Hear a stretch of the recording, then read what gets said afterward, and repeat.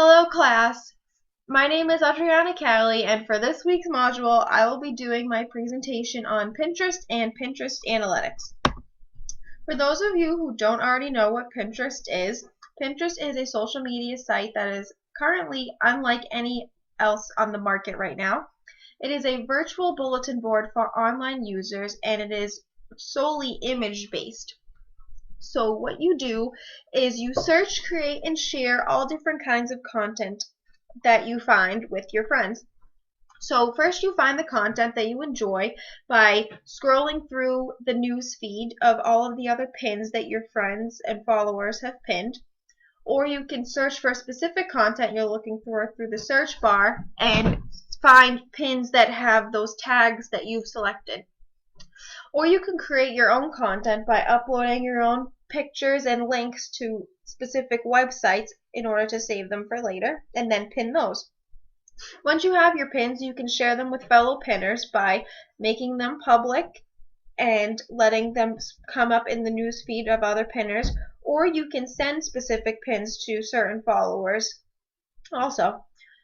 You can also interact with others. You can connect your Pinterest to your other social media accounts such as Facebook and have a Pinterest tab come up on your Facebook account so your Facebook friends can then be linked to your Pinterest board.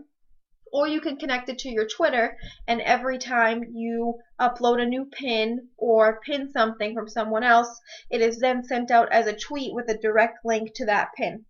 So now all of your friends on Twitter can see what you're doing on Pinterest. Or you can follow new friends that you find on Pinterest who you may or may not know by just simply following them after you've discovered that you like what they share. So if we want to just take a quick tour of Pinterest, here is the Pinterest newsfeed. As you can see, it's all images. And what you can do is you can either go through all of the pins that people are currently pinning, or you can search for your own by typing anything you want into the search bar and finding what comes up. Once you find something you want to pin, you can just hover your cursor over the image. You can select send to send a direct link to another pinner, or you can hit pin it and place it on a specific board. And once you pin it, then you're all done.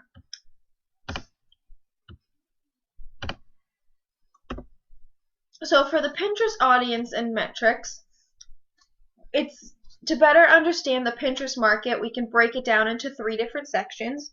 The first is segments, and these are groupings of people or users with similar identities.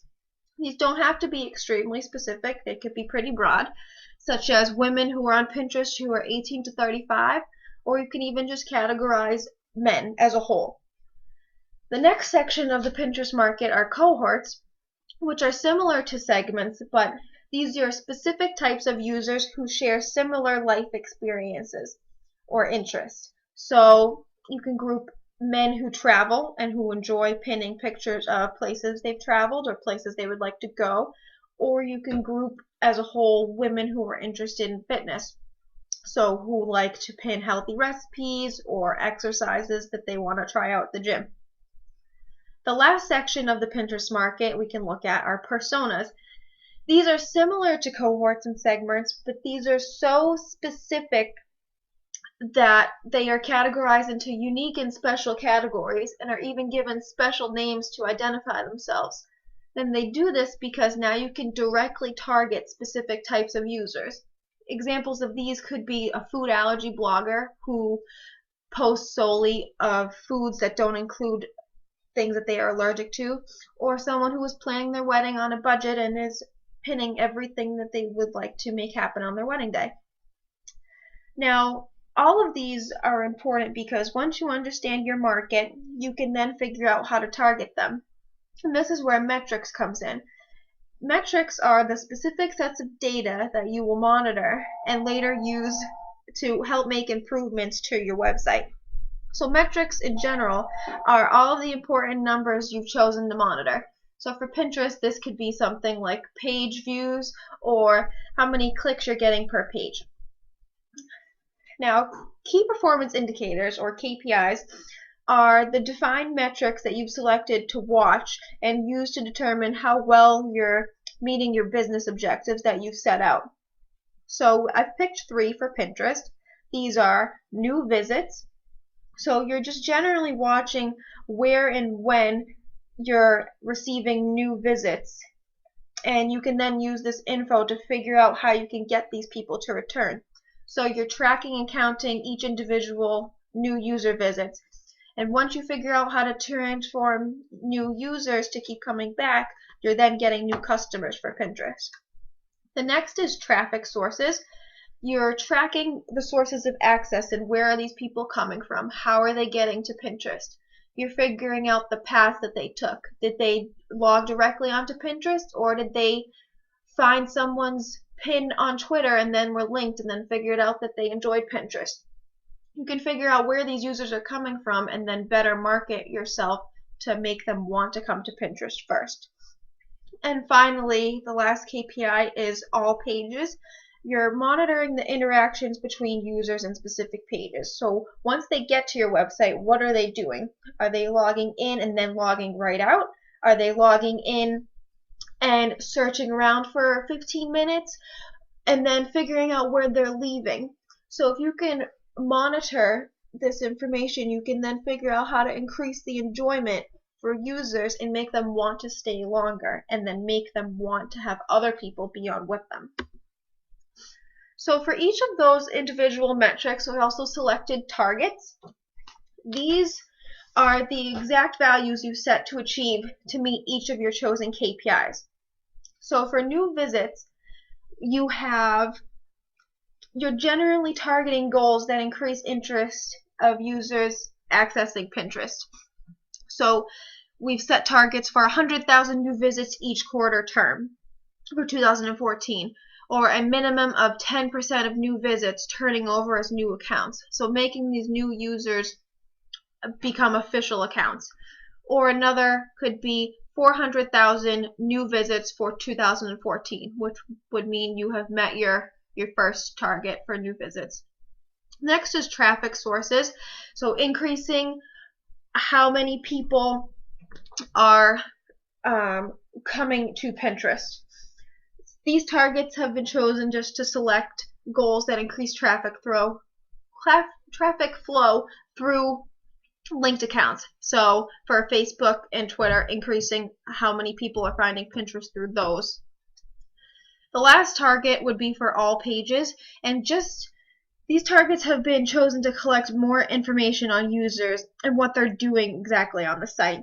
Then you can use this information to determine where the interest is, and then figuring out what is making them leave, and then ultimately using that information to reverse the role. So for analytical tools for Pinterest, I have found 3. The first is Picora. Now Picora just offers analytics for Pinterest, Instagram, and Tumblr, which are kind of the underlooked social media accounts. Some pros for Picora are that you can compare your data on Pinterest with your competitors and figuring out how your competitors are getting interest or what's turning people's interest away. You can calculate your return on investment, and you can do this by measuring specific quantities, such as how many people are liking posts within a certain amount of time, or which of your posts have the most amount of likes, or how many followers you're having and repins, and seeing how you can transform that into a profit. Some cons about Picora are that there's a larger focus on creating campaigns and promotions. They spend more of their page telling you how you can help to create a campaign for Pinterest rather than the analytics. So if we look on here on their website, you can see that they have just a small section of what they do for analytics. So here's the you and your competition. But then you get down here and it's mostly about how they can help you promote on Pinterest and create contests. I would have uploaded a demo, but in order to request a demo, you have to meet at a specific time of day.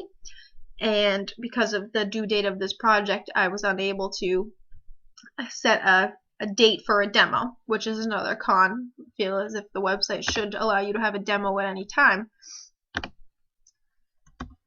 Second analytical tool was Tailwind.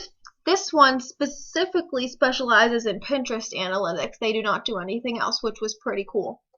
Some pros for Tailwind are the pin inspector feature, which allows you to individually monitor specific pins and how they're doing. So if you look at the image on the PowerPoint, this is the pin inspector right here, and it shows you your individual pin, the image, what board it's on, your categories, how many people are pinning it and liking it, and where it came from.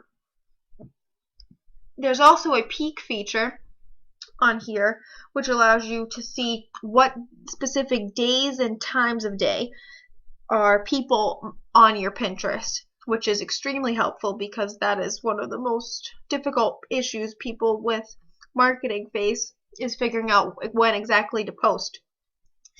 They also offer a wide variety of analytics, and you can monitor your entire Pinterest account from one location, which is pretty cool.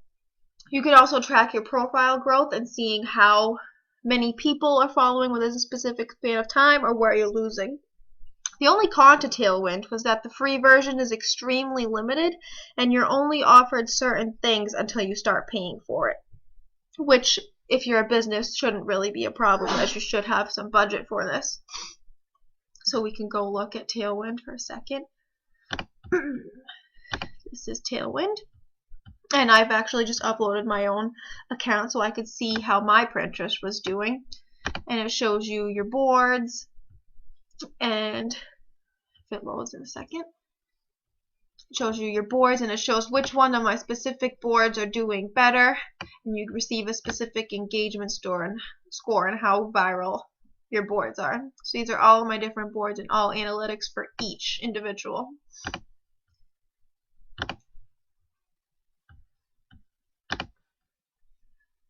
Oops. Ignore that. And for the last analytical tool is Curalate. And it is an image-focused analytics service, which I have yet to see.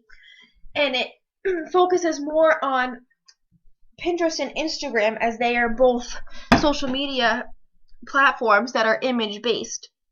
And this analytics site uses image recognition features because they understand that the images are what's keeping the users.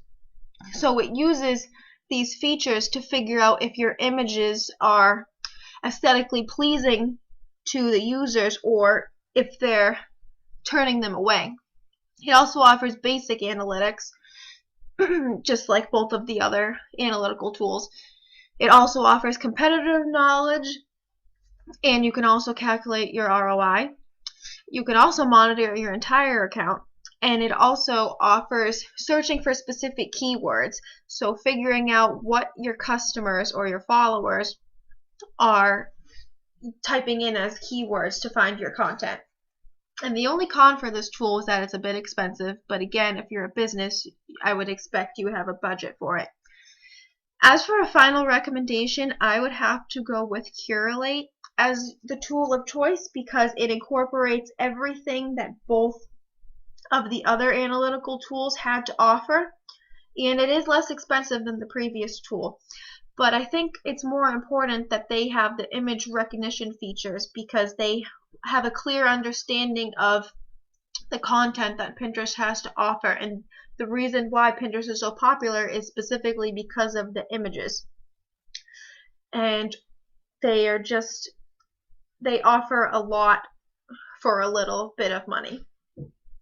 I would say that Curalate is definitely the tool to go with if you are going to be marketing on Pinterest.